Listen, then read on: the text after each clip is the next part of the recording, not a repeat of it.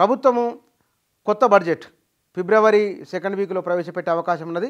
ఫిబ్రవరి 1వ తారీఖు నాడు కేంద్ర ప్రభుత్వ బడ్జెట్, అందులో రాష్ట్ర ప్రభుత్వానికి ఎంత మేరకు కేంద్రం నుంచి సాయం అందే అవకాశం ఉన్నది. దాన్ని చూసుకుని రాష్ట్ర బడ్జెట్ కూడా ప్రవేశపెట్టే అవకాశం ఉన్నది. ఇందులో ఈ బడ్జెట్లో ప్రభుత్వం చెప్పిన 6 గ్యారెంటీలకు ఎక్కడి నుంచి నిధులు రాబట్టాలనే దానిపైన ఒక ప్రయత్నం జరుగుతున్నది.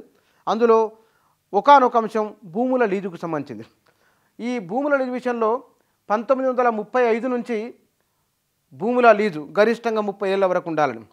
ఈ లీజులు తీసుకున్న వారు మొత్తం రాష్ట్ర వ్యాప్తంగా ఎంతమంది ఉన్నారు, ప్రభుత్వ భూములు ఎన్ని ఉన్నాయి, అవి లీజుకి ఇస్తే ఎంత లీజు ఇస్తున్నారు, నామినల్గా ఇస్తున్నారా, గ్రామీణ ప్రాంతాలు, జిల్లా కేంద్రాలు, రాజధాని ప్రాంతంలో అవి నిర్మాణాల కోసం ఉన్నాయా, కమర్షియల్గా వాణిజ్య వ్యాపార సముదాయాలుగా ఉన్నాయా, ఎందుకోసం ఉన్నాయి, ఎట్లా వాడుతున్నారు దానిపైన కూడా లెక్కలు తీస్తున్నారు.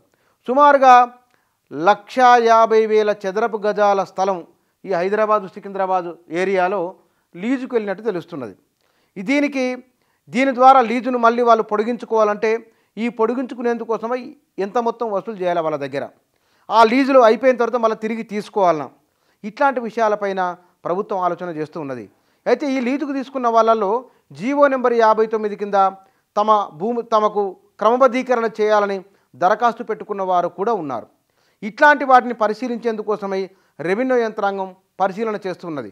బహుశా ఈ లీజుల విషయంలో మనం గత ప్రభుత్వం ఉమ్మడి రాష్ట్రంలో ఉన్నప్పుడు రూపాయికి పావలాకు ఎకరా 2 ఎకరాలు లీజుకి ఇచ్చేవారు. ఇవాళ 5 రూపాయలకు 10 రూపాయలకు లేదా 1000కి 2000కు గజం చొప్పున లీజుకు తీసుకుంటారు. ఇవాళ మార్కెట్ పెరిగింది కాబట్టి ఇట్లా లీజుకు తీసుకున్న వారు ప్రభుత్వం నుంచి ఆ లీజుని ఇవాళ ప్రభుత్వ రేట్ల ప్రకారం తీసుకున్నా సరే ఎంత మేరకు ఆదాయం వచ్చే అవకాశం ఉన్నది, ప్రభుత్వం దగ్గర పావలాకు ఎకరాల లెక్క తీసుకొని లబ్ధి పొందుతున్న వారెవరు ఇత్యాది విషయాలపైన రెవెన్యూ యంత్రాంగం దృష్టి సారించింది.